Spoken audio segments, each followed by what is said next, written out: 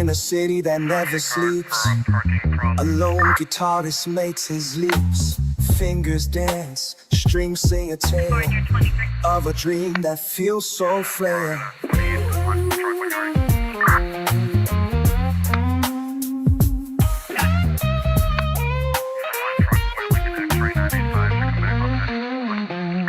Echoes fill the silent night. A lost love, a heart so tight. But in this cold, hard world, hope's just a fleeting word. Oh, dreams whisper, oh, dreams sigh. In the darkness they take flight. Heartbreak echoes, lonely cry. In the cold, hard light, guitar soars through the stormy skies. A melody that pierces the eyes. Love's a memory, a distant dream. In this world it seems fingers glide in the fading light. A final note, a last good night. Lost in the shadows, lost in time. Dreams are all we find. Oh, dreams whisper, oh, dreams sigh. In the darkness they take flight. Heartbreak echoes, a lonely cry. In the cold, hard light.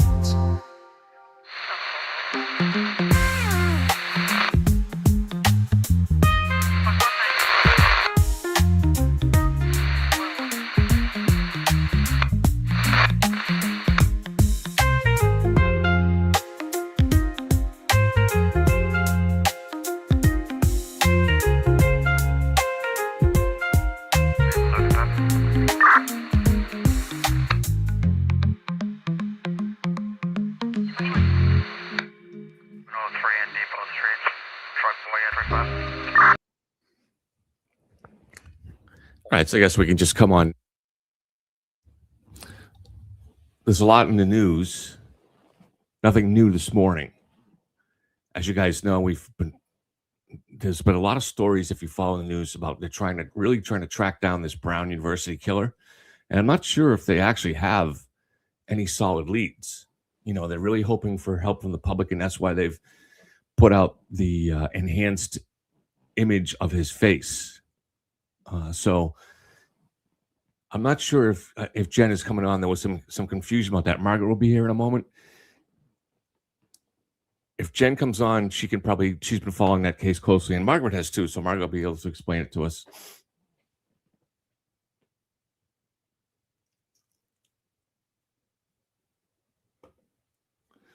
Let me just look through the headlines on CNN to see if they have anything new on it.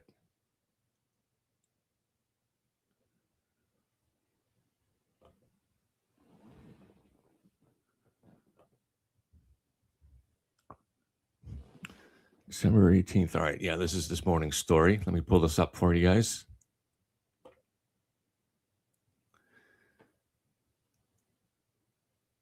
I actually paid for a subscription to CNN so I can get all the stories.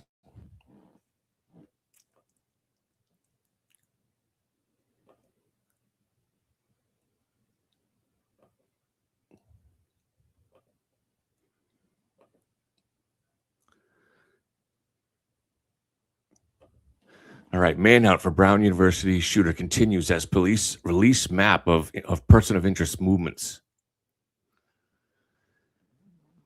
As the manhunt for Brown University mass shooter enters its sixth day, the police chief in Providence has asked the public for help identifying someone seen in a photo crossing paths with a person of interest. So this is not someone that I don't think there's an additional suspect. It's someone that would have seen that person. so maybe it could give them a description. Authorities also released a map showing streets where the person of interest was in the hours before and immediately after Sunday's attack. So it's very strange, his behavior. He's pacing around and sometimes running a little bit. And what is he doing? Is he waiting for a certain target to show up? Was he waiting for an accomplice to pick him up? Was he waiting for an Uber? I don't really know. It's his behavior was a little bit odd. What does that mean?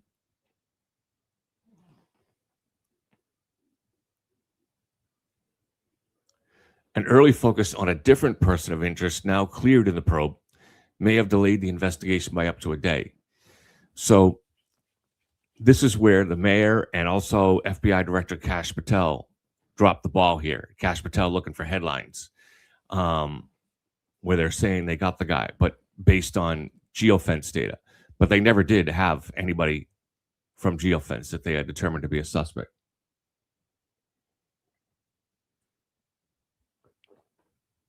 Geofence is when the police can go to all the various communications companies, so Verizon, all the cell phone companies, and Google, and get what devices are operating within a certain geographic area within a certain time.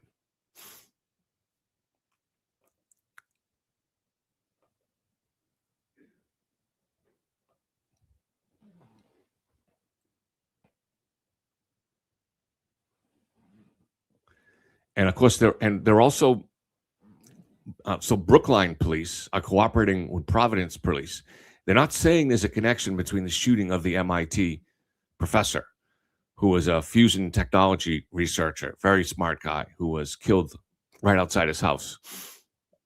So they're not saying there's a connection, but obviously they think there might be because Brookline and Providence are working together on this case.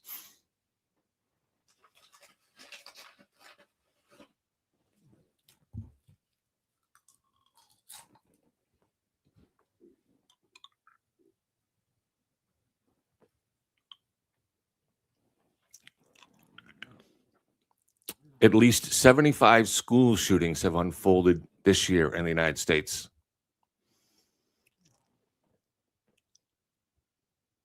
I mean, it's a place where people are supposed to feel safe. So, and that when they put these colleges in the middle of a city, an urban environment like this, as the school that I went to, Clark University, was in Worcester, it still manages to feel like a safe place. It has a different kind of more casual attitude where we don't see much violence within that. So it's unsettling when that happens. We had that happen when I was at Clark University my senior year, when there was a rapist on the loose. And based on descriptions, it was known that this rapist was not a college kid, but somebody from the city who was raping college girls.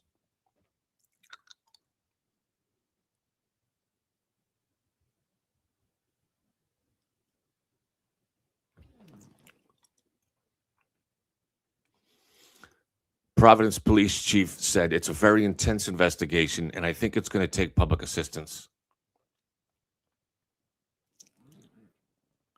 He said it's going to take 21st century policing involving technology, but it's also going to take good old-fashioned police work, which is knocking on doors, going through yards. I mean, they've got to do that, but really at the end of the day, usually these things come from tips.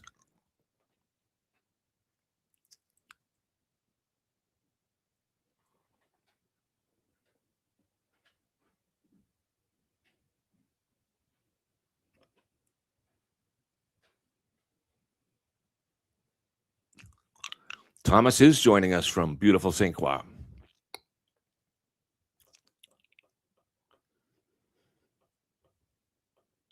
No surveillance from the school. Yeah. I talked about this before with Jen and Margaret. Obviously they have the resources to put cameras everywhere in a college, but a college is also an area where privacy issues are going to be more sensitive.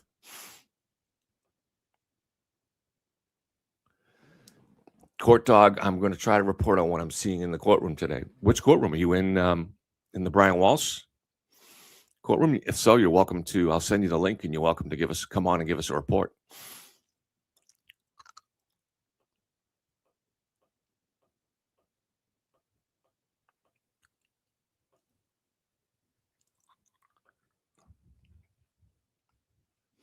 Bossy Texas chick says, I know Kevin has many other things to deal with, so running a daily 8-hour stream is an impossible ask, but man, I wish I could. His streams are so calming and interesting. Well, the thing is there isn't enough material, you know. This is the, there isn't enough, and there isn't enough interesting material. So when you, for instance, if you're going to go over a particular crime in the world of true crime, you've got to do a lot of work to prepare, a lot of research. And to really make it interesting, you want to have images on the screen. And all of that takes a lot of time.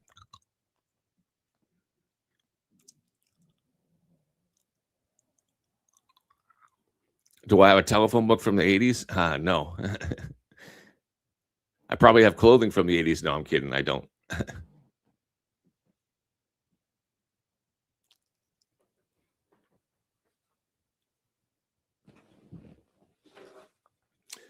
I have a cell phone. It's an iPhone 16, which I don't really probably use 99% of the features in it. I never bothered to learn how to use.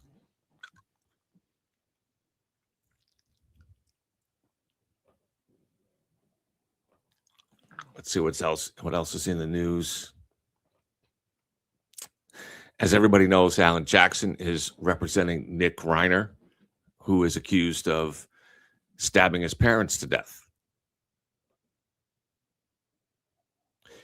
Now, I'd be curious to see. Bossy chick, no, I knew it was. Oh, just recite a telephone book. All right, yeah. Well, I guess if my voice has some value at putting people to sleep, I could read from War and Peace. Ideally, I'd rather not put people to sleep, though. Valeska says she has clothing from the 80s. They're probably valuable. Clothing from the 80s. When I ran the bar that I owned later, we would once in a while do an 80s party. And for some reason, the 80s is something that just always resonates with every new generation that comes along. Now, I lived in the 80s. I was in high school and then in college in the 80s. So I spent my formative, youthful years all in the 80s. And so maybe I don't have the same memory of them as the way that people that didn't actually experience them, the weird clothing and stuff like that, the weird hairstyles. But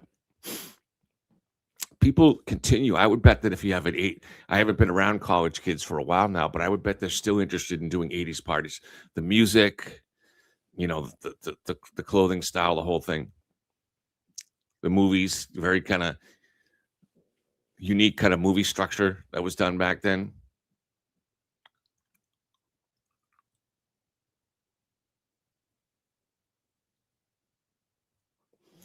When I was in high school, I would get, for Christmas or birthdays, get clothing as a gift from my mom or my sister. And man, if you had any idea what these clothes, I mean, they were trying to make me look stylish in a way that, was not really consistent with me or my personality.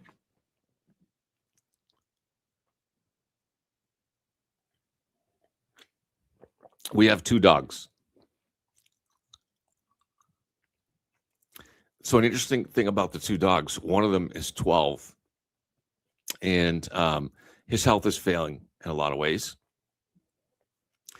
And they're Italian Spinonis. And so his hair and his face was all matted up. So we took him and they decided really the only thing to do was to shave, just not shave him, but give him a close cut right down to take all that surplus hair off around his face. So from the neck up, he had a total transformation.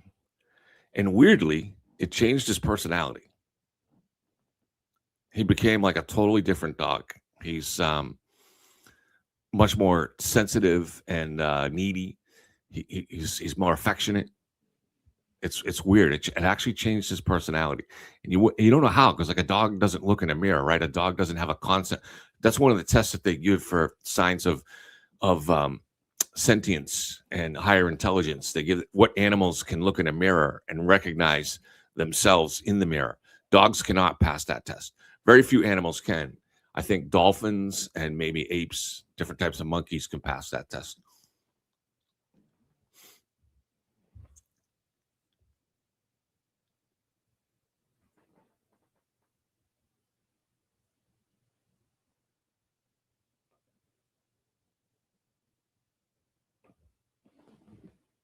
Let's check the court TV feed.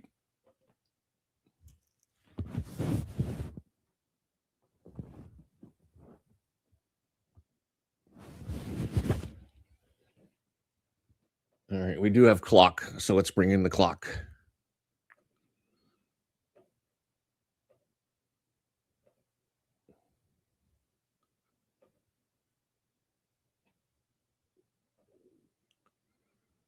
Here is the Dedham courtroom clock. For some reason, they've chosen to go away from focusing on the ceiling fan.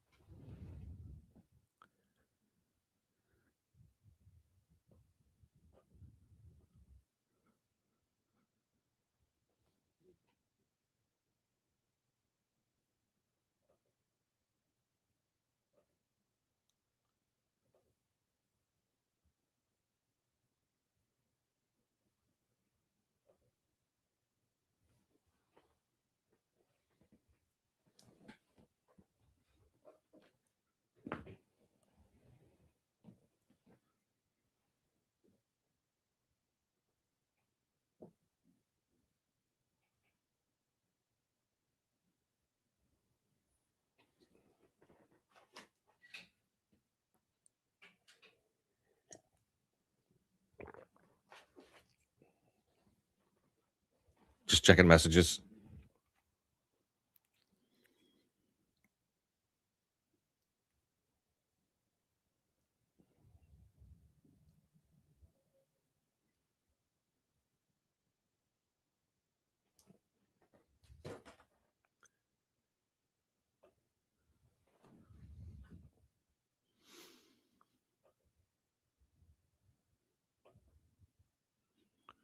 And we'll get this full screen for you guys.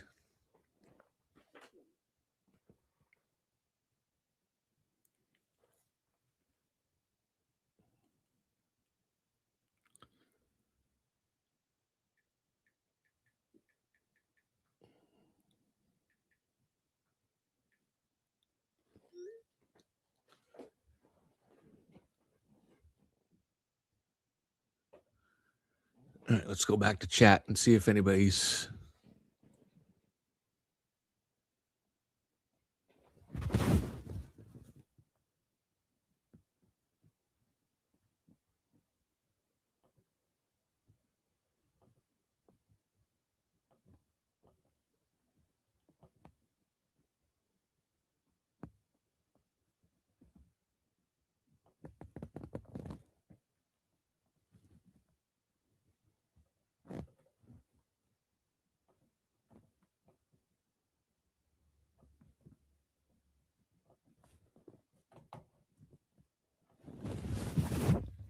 Okay, Margaret was having a tough time connecting, so I just resent her the link. We'll see what's going on.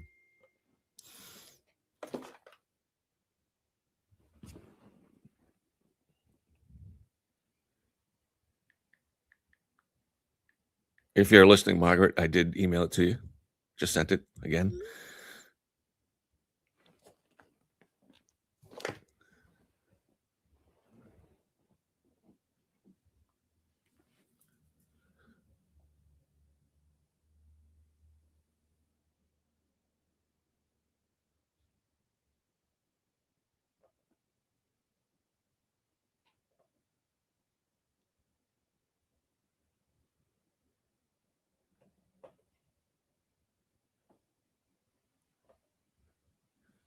And I do have the volume up on this court feed, so if anything starts, we'll hear it.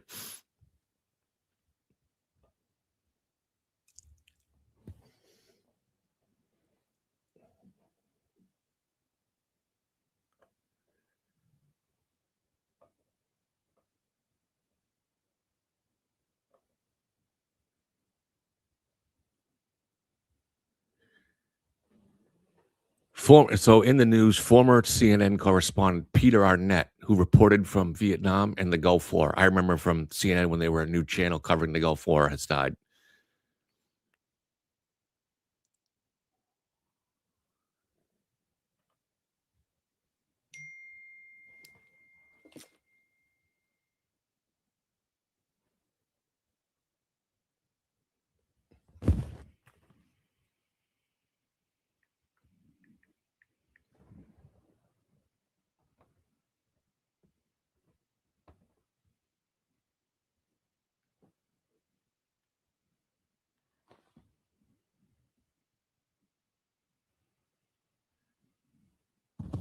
Bear with me, Margaret's still having a problem connecting, so I'm just trying to help solve that.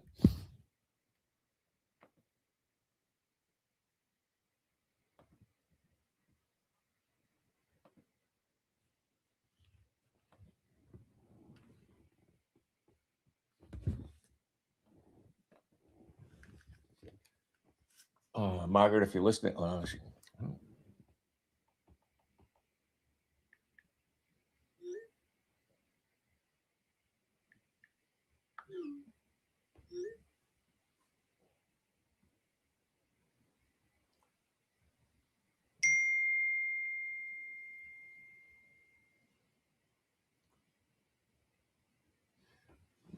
so Margaret's having technical problems. She just rebooted. I think that might solve the problem. That does sometimes do it. Because Margaret did some videos that she edited yesterday. So if she hadn't rebooted since then, that would use up a lot of her computer memory issues. So that you would need to reboot after that. So she'll be with us when she can. Well, a few minutes. Here I am talking into my phone. How long do sentencing hearings usually last? Well, we'll have to ask Margaret when she gets here. I don't really know, but I think there's there's victim impact statements first Starry night. So we'll hear from. I'm not sure who we'll hear from. If, for in terms of victims, usually you hear from the family.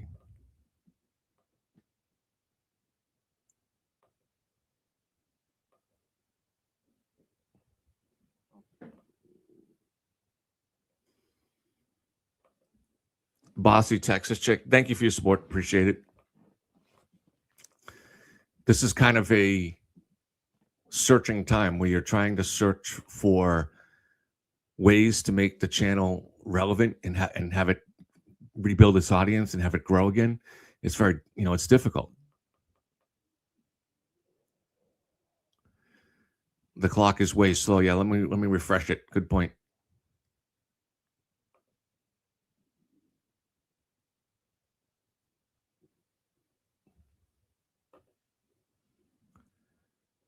Now, even when they're refreshed, it's slow. So I don't know if that's the Court TV feed is usually about a minute slow, but this is like 6 minutes off, right? So I don't know. I can actually go to. I have another source I can go to that I used to use during the Karen Reed trial.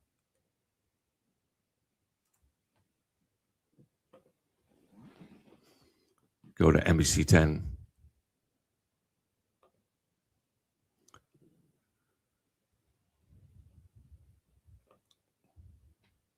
All right. See, they're behind too. So maybe the whole feed is behind.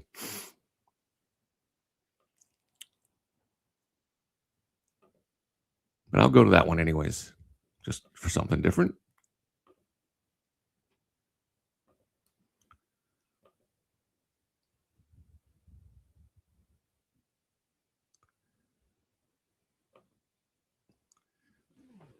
So this is the NBC 10 Boston feed, and you can see it's also about 5 or 6, 7 minutes behind with the clock. So I don't know if this is why I asked Margaret last week, is for some reason the clock's set behind in the courtroom there, or maybe they did that generally in courtrooms. Not that makes sense to me, but I don't understand why it's behind 5 or 6 minutes.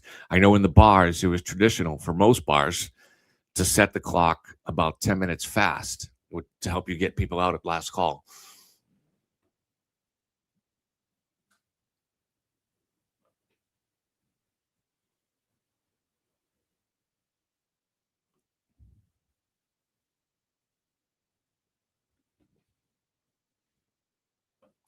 Judy, that's very nice of you to say. Oh, Margaret did make it in. Thank you, Judy. That's very nice of you to say. Well, hopefully that voice will reach a few more people. Oh my gosh. Good morning, everybody. Sorry about that, Kevin, but my email, my Yahoo email would not let me open the link weirdly. So I had to figure out how to transfer it to Gmail, and now I'm in. Good morning, everybody. Good morning. Yeah, I'm sure you did a lot of video editing because you have some new videos up on your website. I did, but I took it all down and I rebooted. And yeah, I mean, geez, Yeah. just doesn't like me this morning. So. Yeah. So what are the new videos you have up that you want to tell people about it? It's a crime. Oh yeah. So basically I did a video on Rob Reiner's case, Nick Reiner's case, and Alan Jackson he's hired Alan Jackson. And a lot of people have asked me about, what's his defense going to be? And is it, because he's a drug addict and possibly had a history of mental illness, can Alan Jackson get him off on the insanity defense? So my video is about that, focusing legally on what the standards for the California insanity defense are. So if you're interested, I worked hard on the video. Those videos take a while to edit. It's at editing is a lot of work. Yeah. Yeah. So it's a crime media. You can see that. And I'm also putting finishing touches on a long form video about the investigation into the Brown shooting and the missteps and how it can impact the case later on if they ever do catch somebody. I've been working hard on that, Well, I don't think it'll prevent anybody from going to check out those videos if you can talk about it a little bit. So what do you think is the latest with Brown? What do you think's going on there? Well, they're going through Providence, in that specific grid, and they're looking for as much video from Ring cameras as they can possibly get, Ring cameras and all sorts of, video surveillance. So it's just, and they have the before the shooting, where he was or where their person of interest was, and then after the shooting, and then a second person of interest, a photograph or video surveillance has been posted by the FBI, but they're still running their investigation. And I think, as Jen said, we talked about this last week, there was a bit of a rush to judgment in the beginning when they had those two persons of interest, and they had somebody right away, and it wasn't the right person, and then they had the other guy whose name was leaked to the press, and it was all over the internet. Mm-hmm. And that was not the right person. So, and Right. Then it snowed. So I think the snowfall didn't help either. You can see videos of the FBI going through the snow in Providence because snow is not good for investigations. But I'm just surprised that they have not caught this person yet. I hear some noise coming from the camera feed, Noise. so we should be on soon. They're still talking on the news about how Brookline is cooperating with Providence. Brookline was where the MIT professor was shot. Yeah. Is that just an abundance of caution, or you think maybe they suspect there's a connection here? Maybe they suspect a connection, or they're probably looking at everything, with open eyes. And it's interesting timing, isn't it, though? Two universities, yeah. MIT, Brown. So I'm sure they're open to anything at this point. Right. I've got to do a video on that as well. There's so much news, and I'm trying to put some long forms out. So now that we don't have the trial, I have a little more time to do that. Yeah. What have you been working on, Kevin? Oh, I've just been following the news, but the last few days, after when I go through chemo, it hits me for a few days.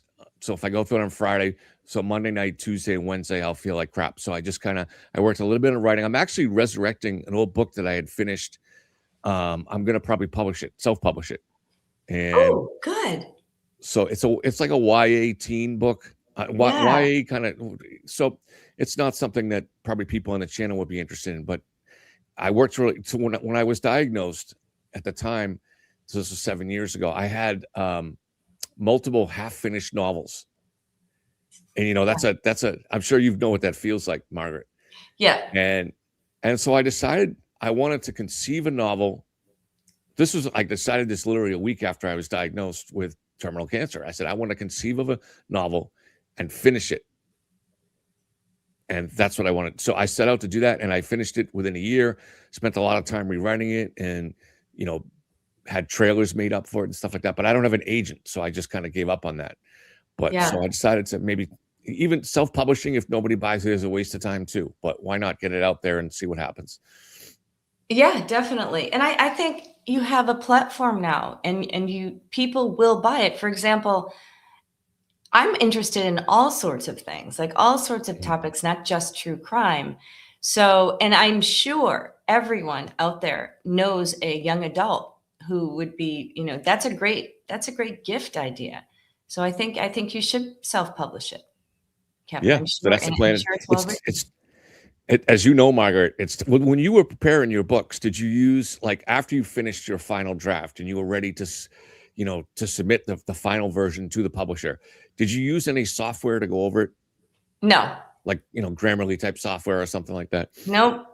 Remember, I was an English major and lawyer, so I mean, my grammar is pretty decent. But what I did do was, I think the best, what's very good for people is to be in a writers group. Now, I haven't been in one in a while, but I think one of the best things you can do is be in a small group and everybody has to be a decent writer, right? You don't want to teach somebody in the group, and then meet once a week and a chapter a week, and that's how you really get a book done if you don't have a deadline. Right. But My no, grammar's always been very good too. But you're amazed at, like, how much stuff that you don't see when you're reading your own writing that can get picked up by some of the software. And also these softwares are so good now, they can suggest style things. Like if there's a paragraph where you've used too much passive language, or you use the word "was" too much, or yeah, something it like was. that. I hate that word.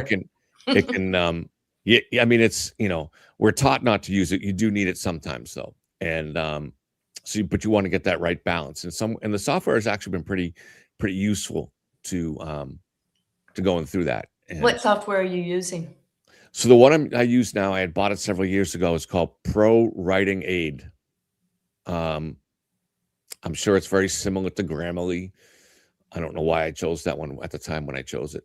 And so I'm just going to go through each chapter, and especially when you are self-publishing it, when you publish your books, even though you didn't go over it, there were editors that the publisher hired that went over it. Right. Oh yeah. So that's the other thing. Yeah. So the editors would go through stuff, and that would be the copy editor. Yeah. Right. I'm believe me, I'm trying to build my platform too. Like, I love the true crime talk, but I'm also trying to build it as a platform for my books. Because these days people don't really go to bookstores like they used to. There used to be so many bookstores. So you really have to have some sort of marketing platform, even if you are with a big publisher. I mean, Right. John Grisham and the big guys, they have that built in. They demand a certain marketing budget. So it's all the other people, like 95% of the authors out there, who have to figure out how to market their books. It's not easy.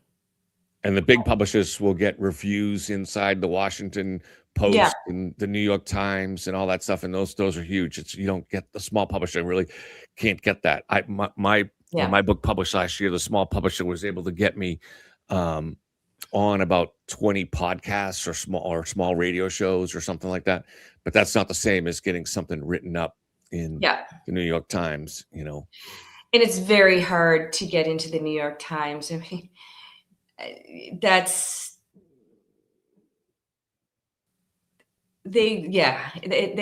very, very hard. So even amongst the the authors that publish a book once a year, it's hard to get into the New York Times. So that's a big one. But there's other reviews like Library Journal and things like that people get in. Publishers, I get about I don't know if you get any of these. Maybe you don't, because it's been a few years since you published. Starting a few months ago, I all of a sudden started getting, and I get about one of these a day. They keep coming in, and what they're doing is they're people that have set up a TikTok channel, but they call it a network, of book reviewers and stuff like that. And Okay. so they want to charge you to review your book and get it out on their Oh, TikTok. I wonder if somebody has maybe published a kit on this or something that if you buy it where someone says you can make money reviewing books, and because all of a sudden I started getting one a day.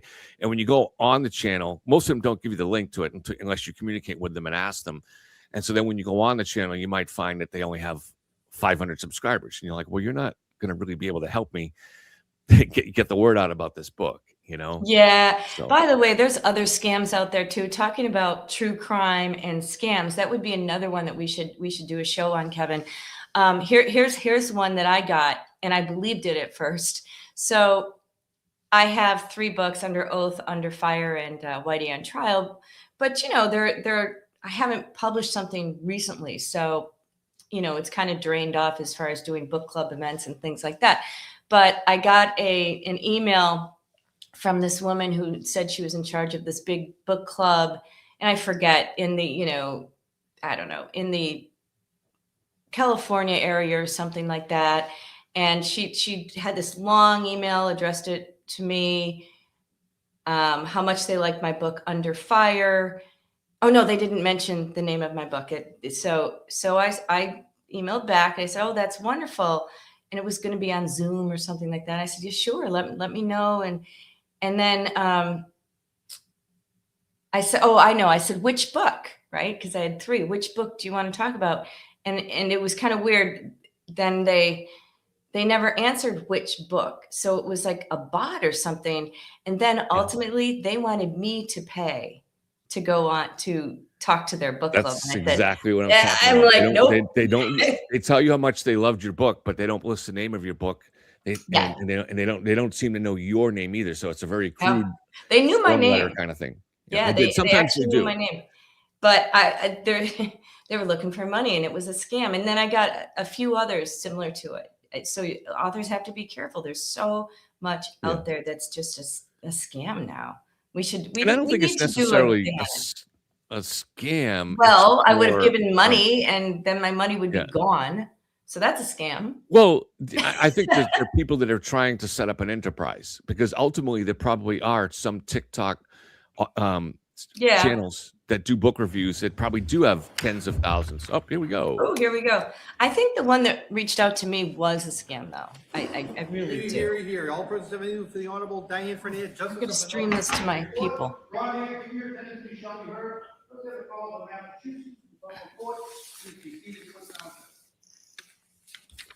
Your Honor, in the matter of the Commonwealth versus Brian Walsh, Norfolk Superior Court Criminal Indictment Number 2023-0091, defendant and counsel are present in court. Defendants represented by Attorney Larry Tipton and Attorney Kelly Porges.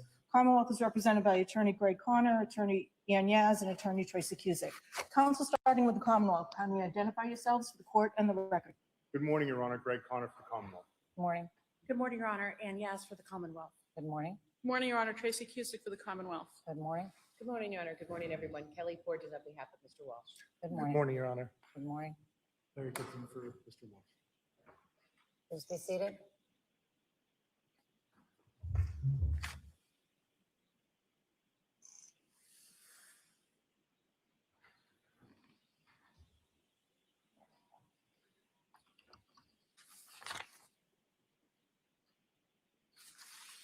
All right, I have 2 motions up here, one from each of you, and I'll address those in a minute. You are unmuted. So let me start by, excuse me, taking a drink of water. Let me start by listing what the court has reviewed in preparation for this sentencing to make sure that everything you think that I have reviewed, I have in fact received and reviewed. So I've received the parties' sentencing memos. That comprises 1 sentencing memo submitted, I think, yesterday or the day before, late in the day before, from the Commonwealth. The defense has provided a sentencing memo along with a supplement that I received this morning. I think that was filed yesterday after the close of the business day. I also have received various victim impact statements in writing, to include victim impact statement on behalf of the 3 minor children from the Department of Children and Family Services, DCF. I've also received victim impact statements written from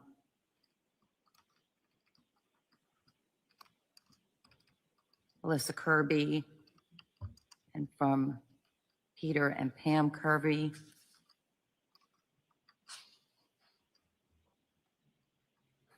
And I sought out and shared with the parties and have reviewed various sentencing commission information, as well as guideline calculation from probation,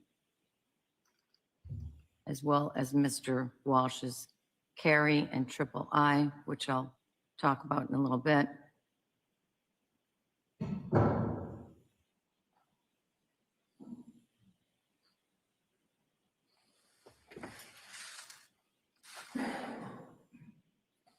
And I've now just received and will review, prior to deciding my sentence, a letter from Diana Walsh. As an initial matter, is there anything that the parties submitted that I didn't just now list that you expected me or want me to review before sentencing? Kamal first. Your Honor, there will be a victim impact statement given by Anna's sister, Alexandra Dimitrievich, and she's prepared to give that to the court. Okay, but as far as written materials, any other written materials that you are hoping me to review before I impose sentence? No other written materials, and I just want to note that FTR is not on at this point in time, and I don't know if the court needs that on. I know we have a court reporter and we're in good hands, but sometimes we've been running both. All right, I thank you for pointing that out. We do, when we have the court reporter, that is the primary method of memorializing the events, but always good to have a backup, and I see that Madam Clerk has put it on now. For the defense, are there any other written materials that you wish the court to review? You have everything. All right, let me just take a moment to review this letter.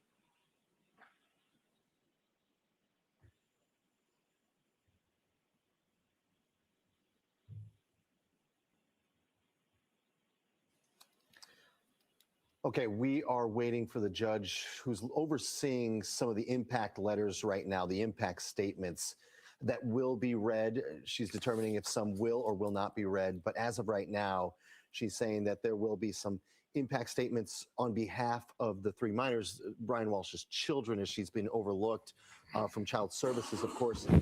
Also, Alexandria. Hey, Margaret. Sorry, I was listening from another room. That's okay. Courtroom Just and like does me. want to speak on behalf as well. I didn't realize. So we're listening right now to So I guess I can Judge turn Dixon this speak with down. silence because she just received and now she's reviewing live here in the. So if you want to explain to the audience what they're explaining on their channel, what the judge is now reviewing. Yeah, the judge is reviewing the impact letters from certain people close to Anna and also the letter from Brian's mother. So there's Alyssa Right. Kirby, who we heard testify, and her sister and brother-in-law. I heard there was a letter from them. So she's going to go through and read them, which I'm surprised that she hasn't read them before this. Yeah. I thought we were going to hear them actually take the stand and read their letters. That's what I expected. Is Anna's sister going to take the stand? Did I mishear that? I would hope so. I'm not sure. We'll have to see. Right now, she's reading through them, Right. the different letters. So I would like to. I think we will be hearing from someone. So the sentencing for murder one is mandatory here, but Yes. is she still going to pass that sentence even though it's mandatory? I think she does, right? Oh yeah. So he will be sentenced to life without parole. So he's going away. He's done. He's cooked. He's going away unless he wins on some appellate argument. But Right. there's the other two charges he pled to. Right. There's misleading the police and illegally transporting the body. So those are a lesser sentence. And what you can do is let's say she gives him 20 years for, transporting the body or whatever the maximum may be. She can do on and after, meaning he serves his life without parole and then the other sentence, or she can do it concurrent. Either way, it's really at this point a formality because he's going away. But this is a chance for the victims to express their love for Anna, to show us what she was really like and bring her to life, more so than they were able to do during the trial. And I'd like to hear that because this is really all about the victims. It's not about him. It's about the victim and the impact that losing her has had on the children and her relatives and her friends. So this is and I think it's very important that we're doing this. And I do hope I hope we hear from the sister. We haven't heard from the sister at all. So again, it's not about him. He's already done and dusted. And of course, and I just want to mention, thank you, Dog. Dog is actually there in court. So Dog, if you'd like to send you the link if you want to get up and tell us what you're seeing. I'm not sure if you're able to listen to us while you're in there, but if you want me to send you the link, just let me know. Of course, life without parole, does it always mean that?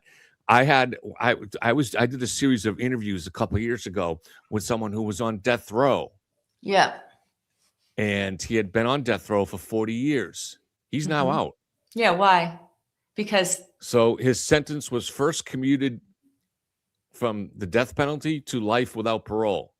Then it was downgraded to life with the possibility of parole. And once he had that, he was out within 6 months. Why was it downgraded? I didn't follow that part of the case closely, so I'm not really sure. Oh, we're getting. Okay. We've got somebody that's going to read a statement. That's good. Awesome. Okay. Let's bring Anna to life. Anna, sorry. Good morning, Your Honor. Good morning, everyone. My name is Alexandra Dmitrievich, and I'm the sister of Anna Walshe. I am here today to represent myself and my mother. I want to share with the court how losing my sister in January 2023 has forever changed our lives and left us with an unbearable emptiness.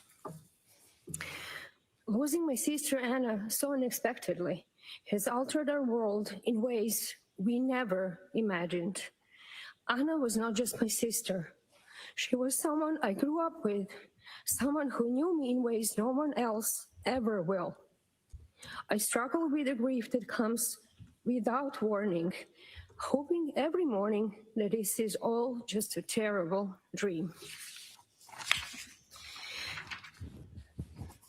The most painful part of this loss is knowing her children must now grow up without their mother's hand to hold. They now face a lifetime of milestones, big and small, where her absence will be deeply and painfully felt. This tragedy has also devastated my mother. She has developed severe depression and chronic exhaustion. Every single day, she carries the weight of losing her daughter. Our entire family is still learning how to live with this emptiness. Holidays and birthdays are now silent reminders of her absence. Because of the circumstances of my sister's death, we were denied the opportunity to say a final goodbye and to observe our customs, adding a layer of profound, unfinished grief to our loss. Anna was a mother, a daughter, a sister, and a friend. Her life was unfairly taken. We miss her beyond words. While we recognize that no sentence can bring her back, we ask the court to consider the permanent, long-lasting impact this loss has had on our family, especially her children. We stand in agreement with the Commonwealth and their recommendations. Finally, I would like to extend our deepest gratitude to the investigators, the Commonwealth's office, and everyone who has worked tirelessly on this case. Your dedication to seeking justice for my sister has provided our family with a sense of support during our darkest hours. Your Honor, thank you for allowing me the opportunity to share the full weight of this incomprehensible act. Anna will never be forgotten. We will carry her light and her memory with us forever. Thank you, Your Honor. Thank you. Thank you. Yeah. Thank you. Yes. Sorry.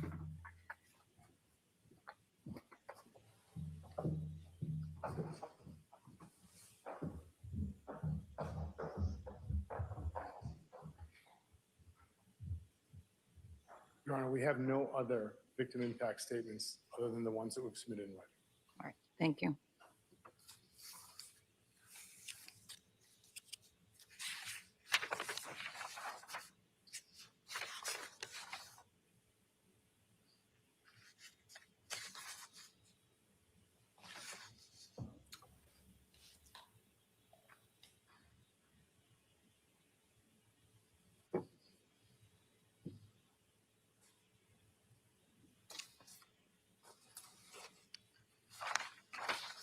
All right. I have read the Commonwealth sentencing recommendation, the written recommendation, but I'll have you state it on the record.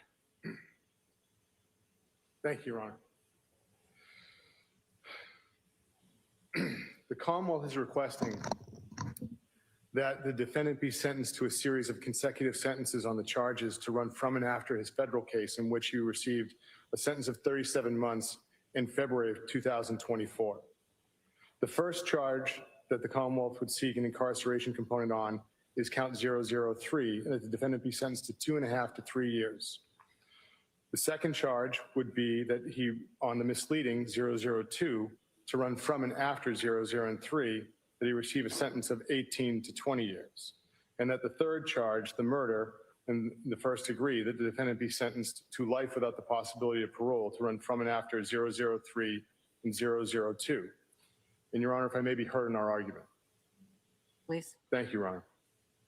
When you look at the facts of these three charges, each one calls for a harsh penalty.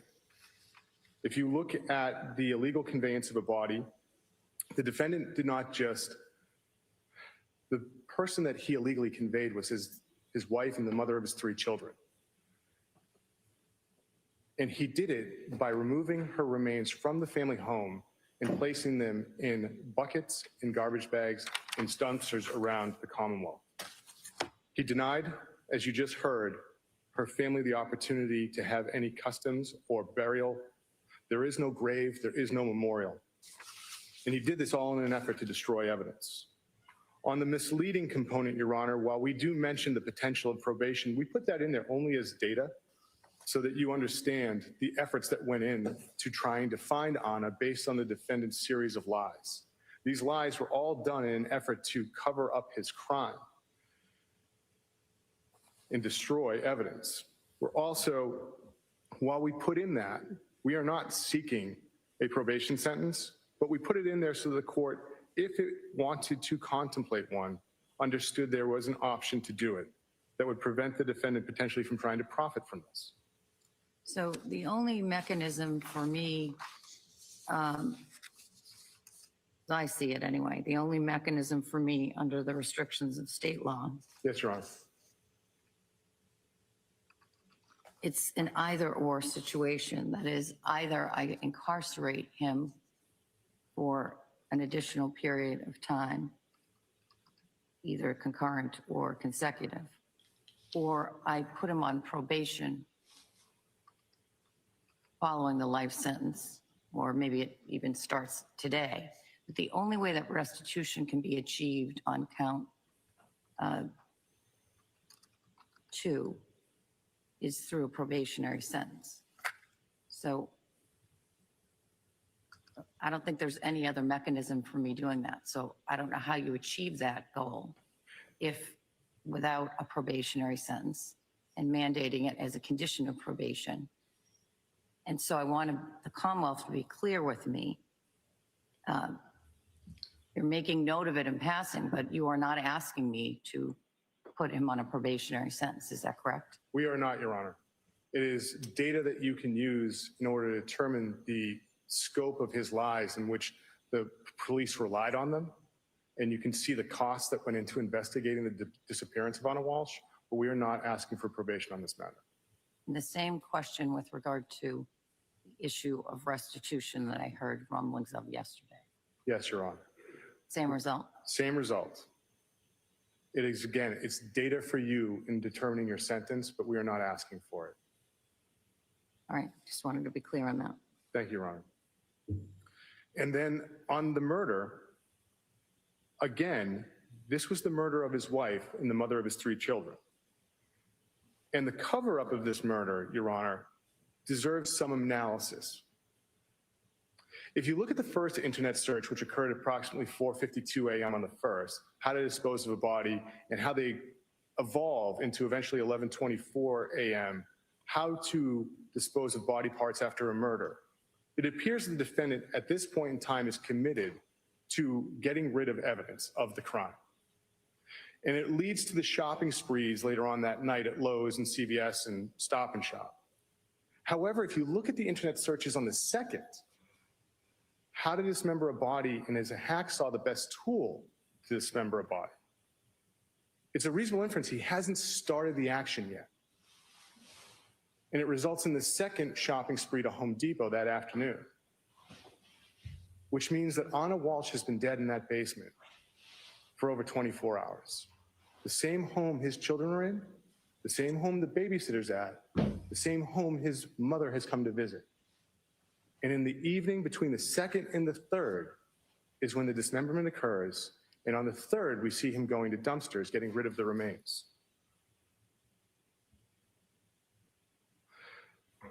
In the defendant's sentencing memo, and I want to note, the defendant was represented by 2 excellent lawyers who are titans in this industry, who I have the highest respect for. They say the Commonwealth's recommendation is inhumane. I suggest that that's not the appropriate word choice, because if we were to look at that word, I would suggest that that describes the defendant's actions and the depravity of his actions of murdering his wife, dismembering her, and getting rid of her remains by throwing her away like garbage. The question might become whether or not this is a cruel and unusual punishment that the Commonwealth is recommending. And I direct Your Honor to one case. It's Cepulonis, CEPULONIS versus the Commonwealth, 384 Mass 495 at 497. It's a 1981 case. To reach the level of cruel and unusual punishment, the punishment must be so disproportionate to the crime that it shocks the conscience and offends the notion of human dignity. I don't know if that's possible in this case, Your Honor, because human dignity was completely offended by the defendant's actions and how he treated his wife, how he disposed of her, and how he robbed her family and friends of the opportunity to bury her. There is no death certificate. The church will not allow a funeral to go on at this point in time. We are working on trying to work with the ME's office to see if we can get a death certificate to issue now based on the conviction and based on the plea. And when I looked behind me after the closing arguments, I realized that was the closest thing that those people had come to a wake, because they never got together to mourn her. And that happened 3 years later. So the Commonwealth does make a punishment that we recommend to you. We recognize it's harsh, but we think it's appropriate based on the facts. And I appreciate your time, Your Honor. Thank you. Thank you. I'll hear from the defense.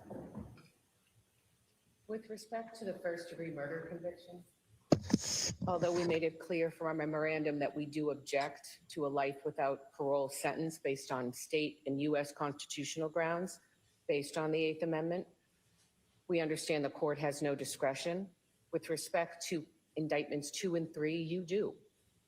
I think inhumane is the right word, respectfully. To sentence someone to prison posthumously to send a message is humane. It's dehumanizing him. Regardless of what happened in this courtroom, regardless of the convictions, regardless of what anyone believes about this person, he is a human. He is a father, he is a son, and he has been a friend to many.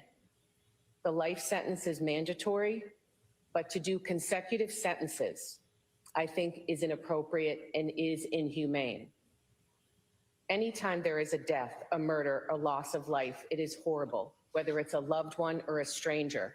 And the legislature has provided, regardless of our disagreement, that a life sentence without parole is mandatory.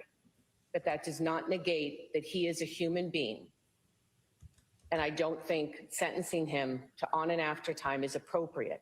Just because you can doesn't mean you should. What he was convicted of were atrocious acts. We've heard from her family, we've heard from her friends. Their pain is unimaginable, and I'm not demeaning that, but I have the opportunity to speak for Brian today. And I'm asking the court to sentence him in line with the guidelines and with the purpose of sentencing: punishment, justice, prevention of future crimes, consecutive sentences. That's excessive and it doesn't meet those needs. So I'd ask the court to adopt the defendant's sentencing recommendation.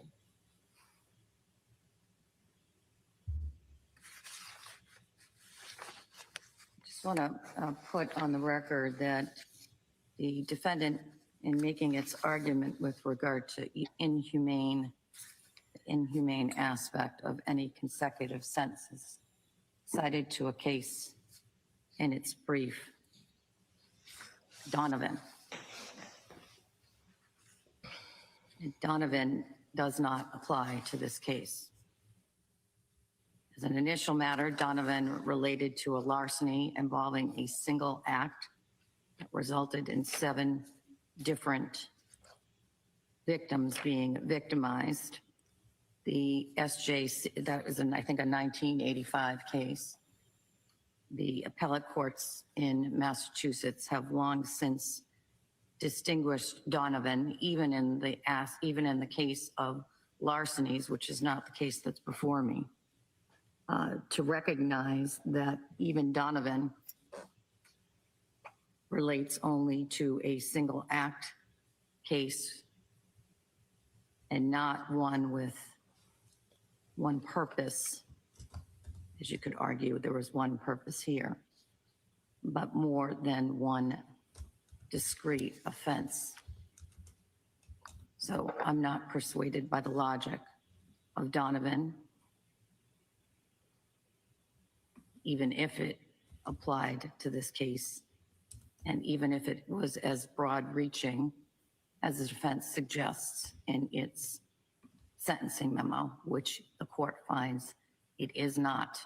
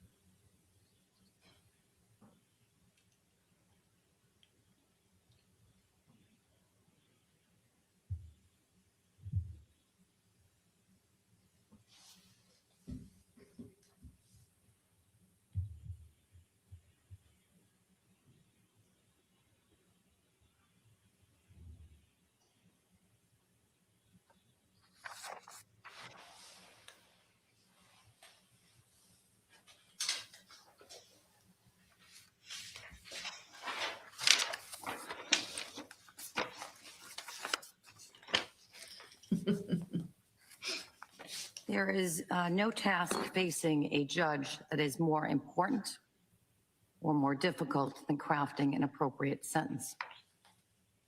The legislature mandates that the only appropriate sentence for the jury's verdict, murder in the first degree, is life in prison without the possibility of parole. That sentence is immensely appropriate and just, given your murderous acts and the life trauma that you've inflicted upon your own children. As to counts 2 and 3, I have wide discretion in sentencing. I want to state my rationale for your sentences on those 2 counts on the record now. I have considered various factors with regard to my sentence for counts 2 and counts 3, to which you pled guilty on November 18th, 2025. Specifically, I've considered the severity of the crimes, their nature and circumstances, and your role in those crimes, the need to deter others from committing comparable crimes, and your prior criminal record, namely your federal fraud case. As to the latter, your criminal history shows a long and well-documented history of deceitful and manipulative behavior. I've considered your character or lack thereof, your behavior, and your background. With regard to the nature and circumstances of offenses, as to indictment 002, in the approximately 4 hours of interviews spanning 4 days, you concocted a detailed, completely fabricated story of what happened to Anna Walshe on January 1st, 2023, in order to cover up your murder of her and disposal of her body. Your lies triggered a multi-day, extensive missing persons investigation. A command center was set up in Cohasset and was manned by various law enforcement, to include the Cohasset Police Department and the Massachusetts State Police. And local and Massachusetts resources were deployed to Washington, D.C. to investigate at Anna's home. Because of your lies, thousands of hours of investigative resources were wasted and diverted from other deserving cases and investigations. As to the nature and circumstances of count 3, the improper disposal of Anna Walsh's body. The seriousness of your acts cannot be overstated. Your acts in dismembering your wife's body and disposing of her remains in multiple area dumpsters can only be described as barbaric and incomprehensible. You had no regard for the lifelong mental harm that your criminal acts inflicted on your then 2, 4, and 6-year-old sons, not only in taking their mother, but also, as is specific to this charge, in never being able to properly grieve that loss, to say goodbye to their mom. And I hear today the same is equally true of a sister who never was able to say a proper goodbye to her sister, a mother who never was able to say a proper goodbye to her daughter, and many friends who had the same loss. As to indictments 2 and 3, I have considered the sentencing guidelines,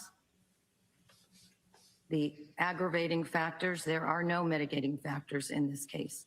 And I also sought out and considered information from the Massachusetts Sentencing Commission, again, which I shared with the parties earlier this week, in particular sentencings in 2022 and 2023 of defendants who were convicted of murder and or voluntary manslaughter, along with a Chapter 268, Section 13B conviction.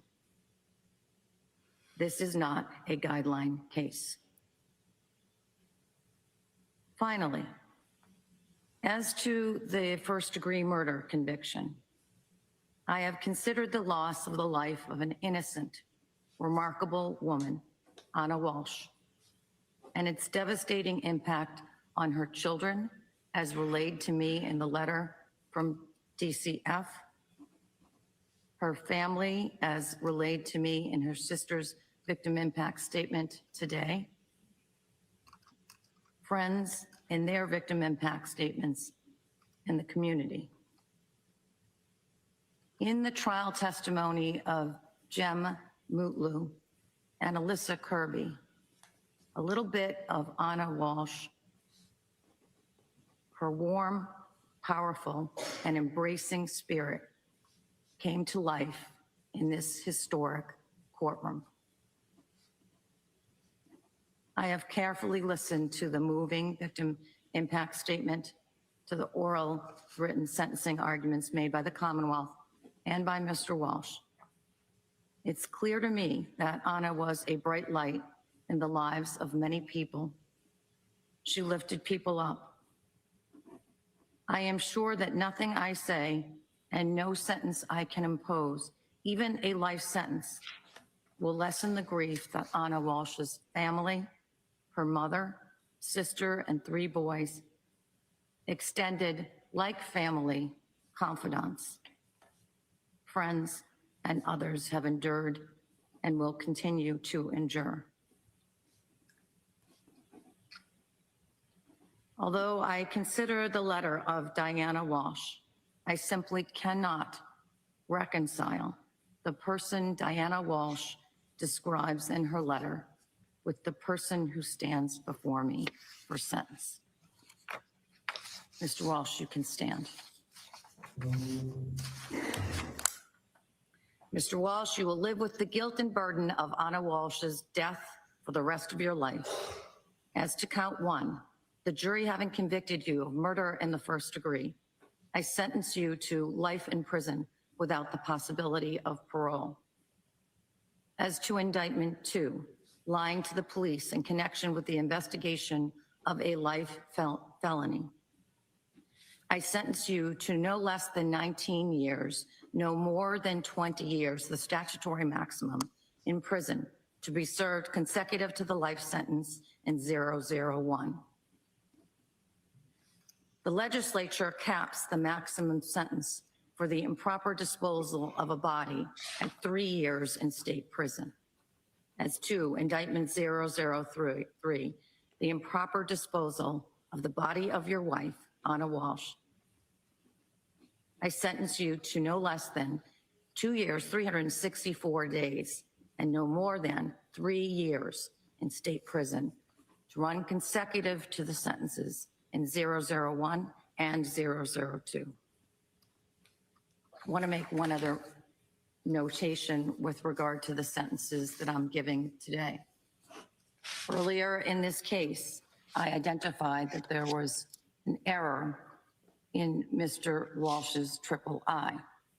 That error persists to today. Specifically, so the record is clear, as I understand Mr. Walsh's prior federal sentence, he was sentenced to 37 months in federal prison. That sentence was to run concurrent with any state sentence that was given in this case. This morning, I asked probation to run his triple I again, and it is still incorrect.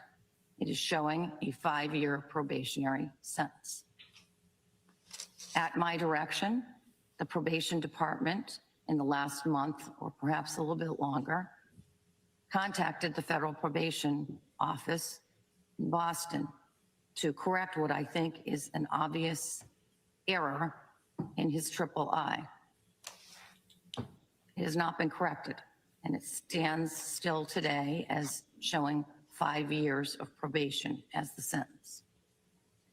To the extent that confuses anything in my sentencing, I want the record to reflect that, again, it's my understanding he was sentenced to 37 months in federal prison to run concurrent with this sentence that I'm now imposing today.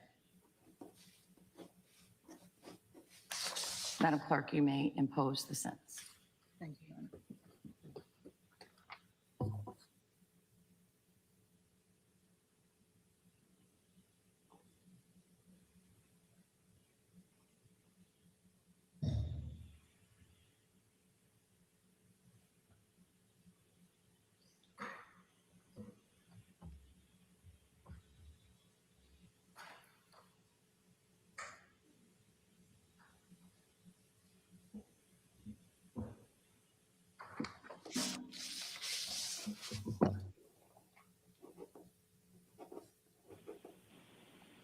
Mr. Walsh, a jury having returned a guilty verdict on charge 1, murder in the first degree, you were sentenced to the state prison for the term of your natural life. Count 2, witness intimidation, you having entered a guilty plea to that, sir, you're sentenced to 20 years, 19 years, not less than 19, not more than 20 years, to run from and after your life sentence on count 1. On count 3, improper disposal of a body, you're sentenced to not less than 2 years and 364 days and not more than 3 years to run from and after the sentence on count 2. You will receive 1,076 days credit for time deemed served while awaiting the disposition of this matter. All fees and fines in this matter are waived. You're all set, Mr. Walsh. Thank you. Thank you, counsel.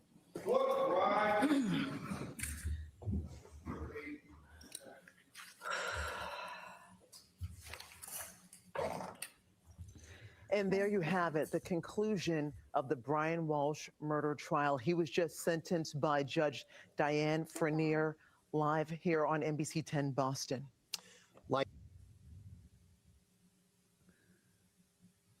Okay, Margaret, have you seen the jurors? A juror came forward with comments about the deliberation process, and she said, I believe, that there was substantial debate between murder 1 and murder 2. Have you seen that? I have not. Yeah. I'll have to. Where was that so I can go watch it today? I don't know because someone was telling me about it, so I should Oh, I should have asked for the source. I'll find out later for you. yeah, I'd like to see Uh, that. That's very, very interesting. I'm surprised. Let's Okay. check YouTube. I wish we knew because I would like to discuss that. Maybe we could have her on, Kevin. But in the meantime, I thought that I really like this Judge Frenier.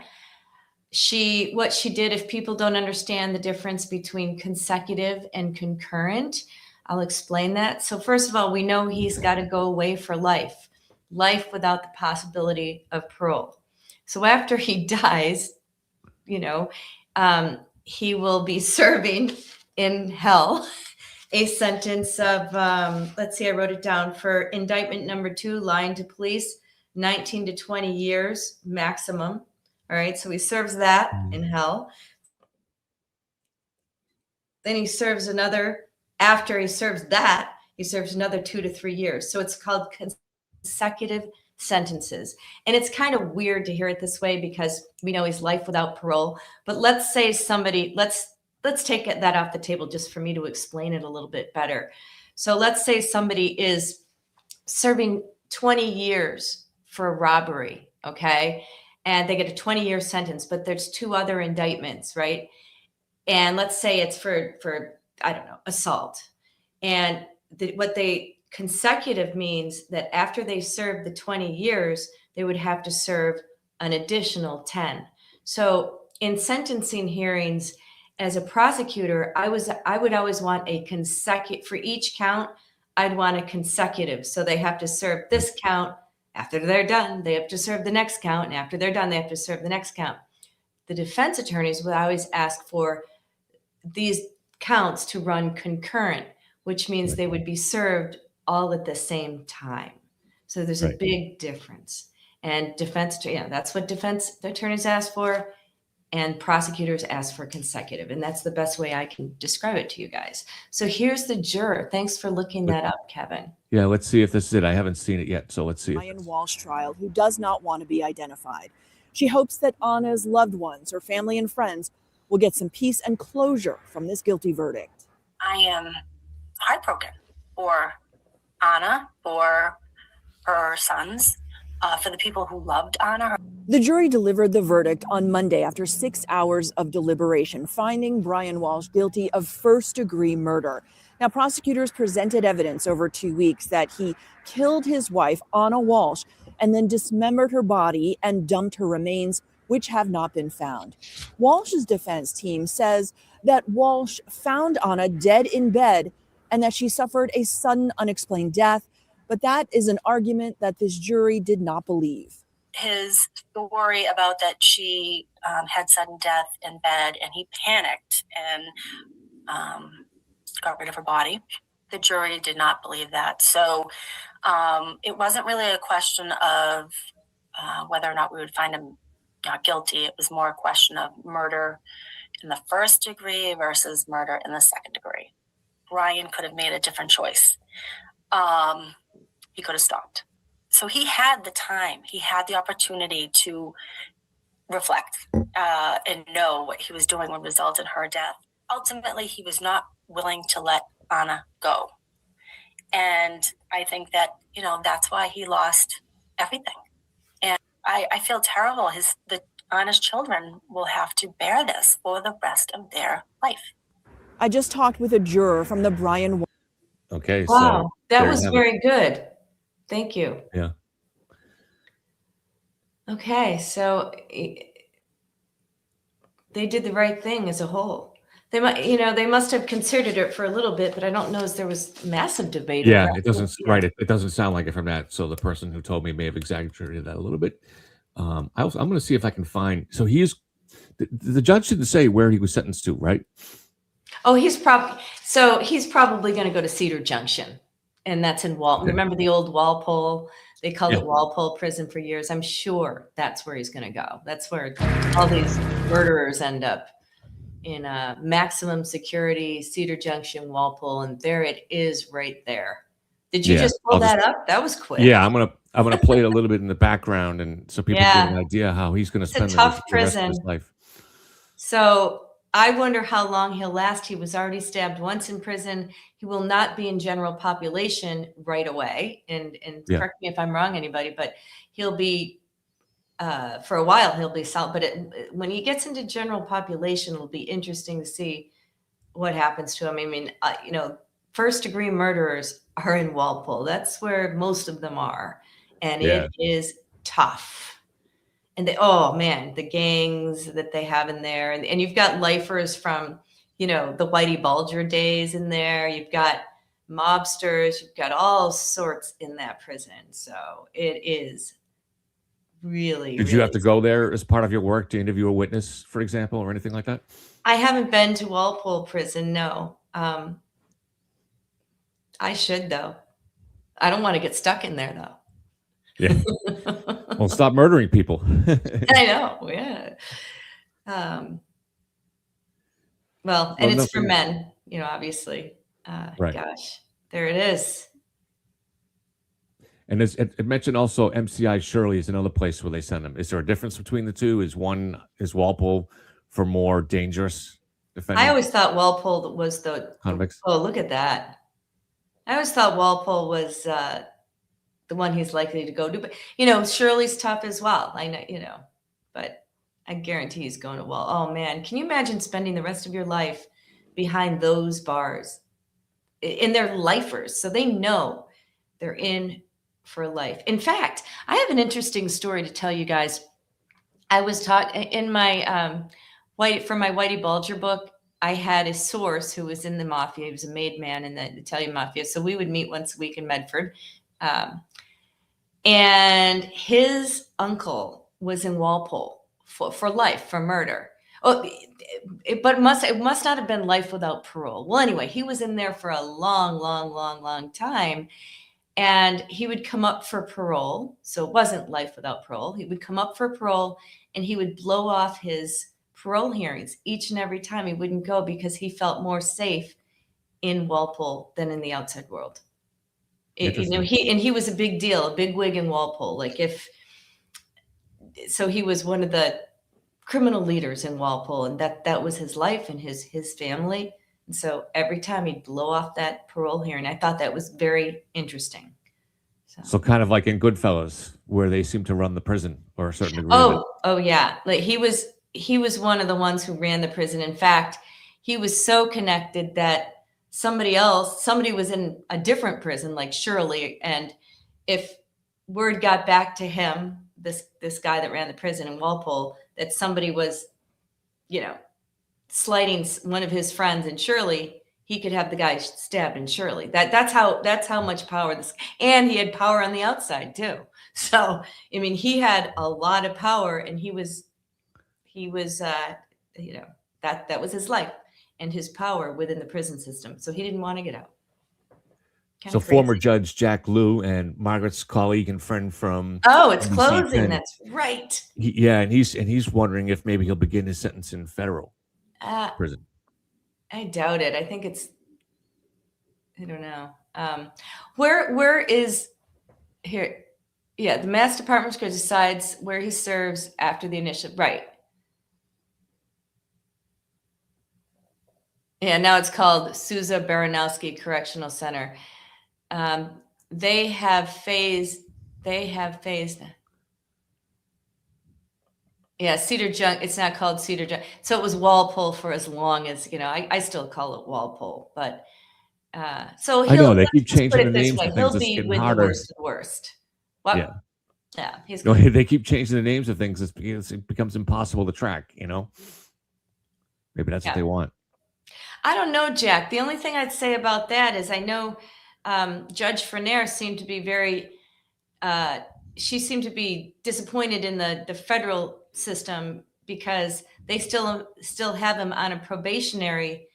They have him on probation instead of serving time, and so the federal system seems to be screwed up a little bit. So I imagine he would go right to serving his state sentence in the state prison. The feds can't get it right, according to this judge, if you read between the lines or you listened between the lines. Margaret, we need to get Carol and Jack on to debate this. Yeah, I'd love to have you guys on to debate some of these. If you would like to do a live with us, that would be so much fun. Not just this, but on some of the other big cases. Like right now, we're dealing with the whole Brown University thing. We're dealing with the Reiner and Jackson. So there's a lot of stuff to talk about in the true crime community that we have here. If they would want. Carol has another case that she's been covering from phased out. Where a child from Worcester. Yeah. That the system lost track of. The system wasn't sure where he lives.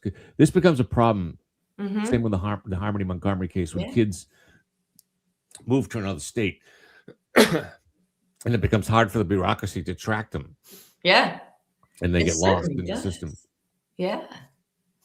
It's, you know, they need to do a better job in social services in Massachusetts. I'm sure everywhere. I'm sure everywhere. And Okay, thanks, you know, Jack. That's an information entry glitch and not a big deal, not a sentence. Okay. I was wondering what that was all about, but it'll be interesting to see where he actually, either way, he's not going to be a menace to society anymore. He is done. Done, done, done. so Jack sounds like he's willing to go on your channel, I Mara. don't do slime tube. Thanks, Jack. That's funny. Well, you know, we're not going to be, Kevin, you and I always, I think we look for the truth. I don't think we're sensational. And we have very reasoned discussions.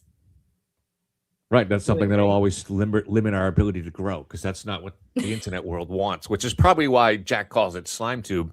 Yeah, he does. You know, it really, you know, it is what extreme positions are, what YouTube, the YouTube audience is looking for. Yeah. And I appreciate your insight, Jack. I was on, Jack did a podcast with me, and I have to go do my podcast on Walshe. It takes me a much longer time to do a podcast than it does to do a YouTube video. It's all audio, so it just takes longer for me. I'd be curious if Jack or Carol have followed the Birchmore case at all. And some people, and there's never been any evidence for this, but some people think that there's a connection between the investigation into Karen Reed and the ultimate federal investigation into Birchmore. There's no evidence at this point of wrongdoing on the part of the state with Birchmore. There definitely is not in the Karen Reed case, but with Birchmore. But there does seem to be evidence that they may have been a little slow to investigate one of their own. I'm curious to what they think about that.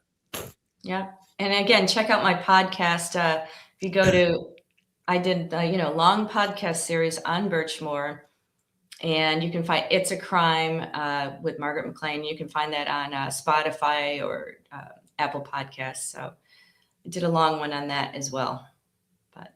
Well, what do you think, Margaret? Do you think there's any connection or any, what do you think? Well, I don't know yet.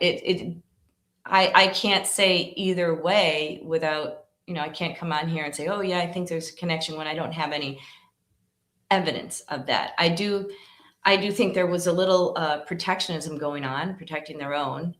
Right. But as far as what you were talking about, I don't know yet. There's no right. solid And there's a different kind of protection. There's a kind of protection where someone is guilty of something and you're a cop and you say, I'm going to look the other way. That's very different than if you're just inclined to believe them because you believe another cop. So I you know what I'm saying? There's be a very different thing if Trooper Garino, who first got the data off Farwell's phone. Yep.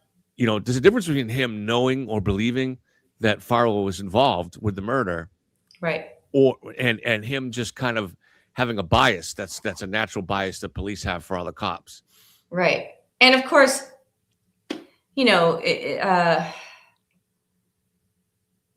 before they accuse somebody or arrest somebody, they really have to make sure they have a solid investigation. Look what just happened in the Brown University case with the multiple persons of interest. So they have to make sure, because it's a big allegation, right? Yeah. And there's been no charges against anybody from the feds against the state. Right. No indication of corruption. So at this point, they don't seem to have any evidence of it, right? But people in the public, and perhaps to some degree, understandably, wonder, how much of this was on the level of the investigation. So, right. Farwell may be going here too. God knows. Look at that. Yeah. Look at that. This is a really great clip, Kevin. Thank you for sharing. Yeah, to spend the rest of your life in that situation. And it's just it looks so gray and dismal. Oh. When I would do the shows with the death row inmate that used to be on my show, he's got a phone and he can call every 15. He can call as many as he wants, but each call is limited to 15 minutes, and there's constant interruptions where they're saying the calls be monitored. But you can hear him in the background. You can hear the other prisoners, and you can tell he's ducked into a corner. Even though this is a big guy in great shape, he's ducked into a corner to try to be safe. Yeah. You know? And he's super alert to everything. His Oh name God, is Bill yeah. Noguera. You can get stabbed. Yeah, you have to be alert there. And there's just so much. My my mob guy that I had as my source. He made, when he was in prison, he was in jail for a little while. Not Walpole, but he made, it's crazy. He made great sauce. Like he was Italian. He made really good sauce, and he was able to make it from various things that he would get in the what's it called, the canteen, and he would trade. I mean, a lot of trade goes on, so he would trade things for the sauce, and he was famous for that. I don't know. It's just a different culture in there. One time I was literally in Dunkin' Donuts, just sitting there having a coffee a few years ago, and this guy that was in there talking to a couple of lawyers was obviously a prison guard, and he was saying how that on Christmas Day, the whole prison, I don't know which prison this was, but the whole prison smelled like turkeys, because somehow these guys managed to smuggle in turkeys and cook them inside the prison. What the heck? How the heck would they do that? I don't know. Well, they have like little, it depends on good behavior and all that, but he obviously was entitled to have I don't know what it was, a little crock pot or something in his cell. I don't know. Right. But yeah, that's good behavior. And that's a big deal to be able to have that and cook your own things. The U.S. has more people per 100,000 population serving. Wow. A lot of crime.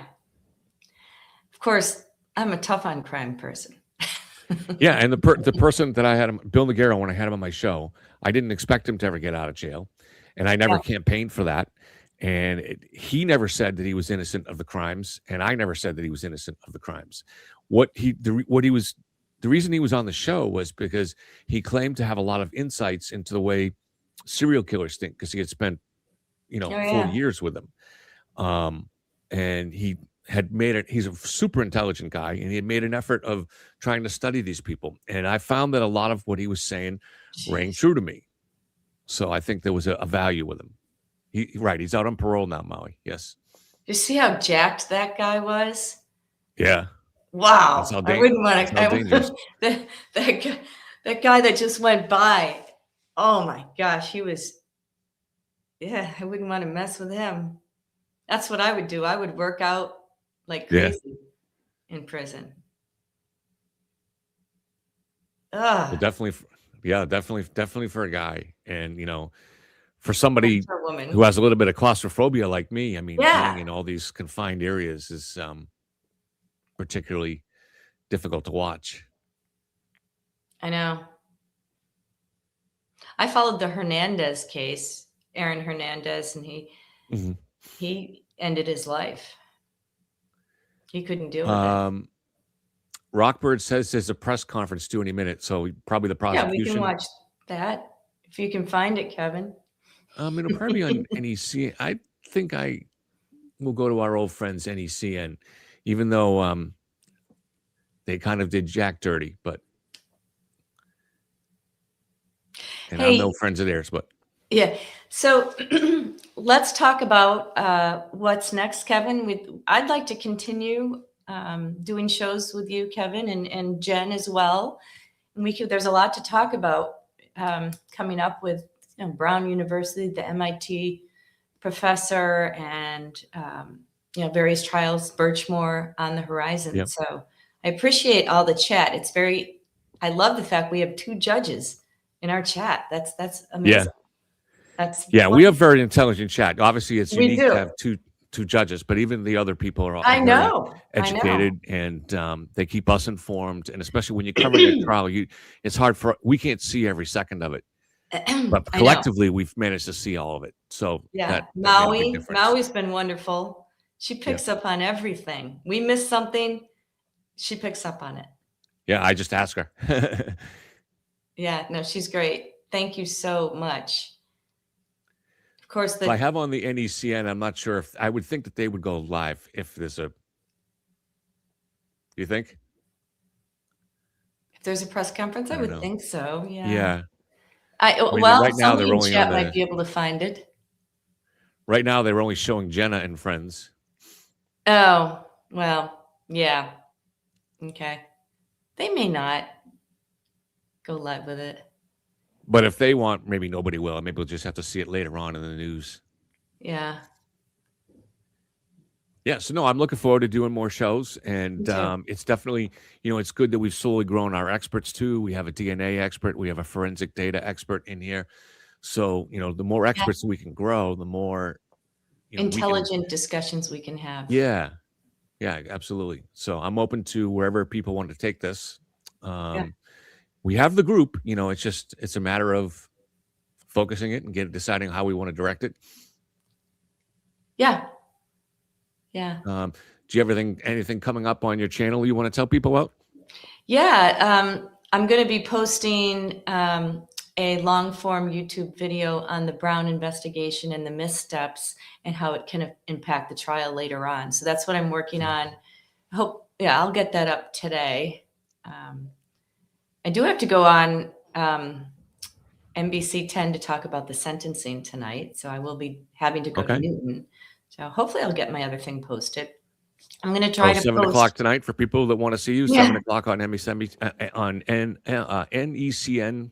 No, it's not anything. It's NBC 10. NBC 10. Yeah, yeah. NBC 10. All right. NBC 10. So I enjoy going in there and doing the little round table discussion. So this will be the last one, obviously, on Walshe. Yeah. Yeah. What's the next big case in Massachusetts coming up? I mean, Birchmore's a while away. Well, oh gosh, we were just talking about that the other night because I asked the NBC people what they're covering. Well, there's the one where there's one where the Andover police officer was shot, right? North Andover, yeah. North Andover. When's that one coming up? I don't know. And then that would be an interesting one. We want to know what happened there, Yeah. And then there's also that houseboat murder in Charlestown. But what's going to be covered? Like what is actually where are we going to have cameras in the courtroom? That's the key for us to live stream. The other one that I'm interested in is the Matthew Nilo case, which is the serial rapist, the lawyer who's a serial rapist in Boston. So that one I'm very interested in doing. Yeah. I don't know where that stands right now. That's right. He's a lawyer, and he's very good looking. So he's very articulate, and he obviously used that to take advantage. And someone like that doesn't need to rape. He's doing it because that's what he wants to do. I know, and that's really scary. And some of these rapes were at gunpoint, and they were unsolved for a number of years. So it's just, it's really scary. And if it wasn't for ancestral DNA, somebody signed up for 23andMe, and then there was a hit. He would have gotten off. He probably would have kept doing it. He's got a beautiful wife, and she was engaged to him when he was arrested and everything. And it's amazing that she stood by him. I couldn't do that. I just couldn't do that. What about the lady that killed her 3 kids and jumped? Oh, yes, Lindsay Clancy. So my friends and I were talking about that last night. And so I had a group of women, about 7 of us around a little table. And I said, I want to take a poll. So we were talking about Lindsay Clancy had postpartum depression, and she sadly murdered her 3 children, and the husband standing by her. So I took a poll with my women friends, and I said, how many of you would find her guilty of murder under the circumstances? And every single one of them said no. They couldn't do it because they believed in postpartum depression and mental illness. So I thought that was an interesting poll. Not one said, she still did it. So, and very big that her husband supports her. Oh, Carol, an op-ed next Sunday in the Worcester Oh, wow. Hey, we should have Carol on to talk about the op-ed if Yeah. she's willing. Whenever That she would be- wants. Whenever she yeah, wants to come that on. would be very interesting. The only night it can't be is Sunday night because the Patriots play next Sunday night. Sunday But night, anytime, Carol. it's the only time. Oh, Kevin. Go Pats. I like to joke on I like to joke around with Kevin a little bit, needle him. I'm a good target. Yep, absolutely. Shout out to your mom, who I'm sure is watching. My mom is not. My mom is at the Oh. doctor's. Oh, okay. Well, shout out anyway to her. Well, Postpartum depression. Yeah, I mean, it's very real. I've known women that have gone you've through never it. had it, I hope. No. But I've known. I had other excuses for my psychotic behavior. But no, I've seen women go through this, not to become murderers, but it is pretty horrific. The dramatic change in personality is just stunning. One of my very good friends worked with her as a nurse in the same department. And everybody spoke so well about her. Yeah, she was wonderful. I would never Yeah. this Lindsay Clancy was not the type. She loved her children. She was not the type to do that. So she heard voices but here's another issue. She had I believe she was in one of the hospitals, right? And then she was released. Here's an issue that I'd like to discuss. Did the hospital release her too soon? And a lot of times they do release people too soon. Yeah.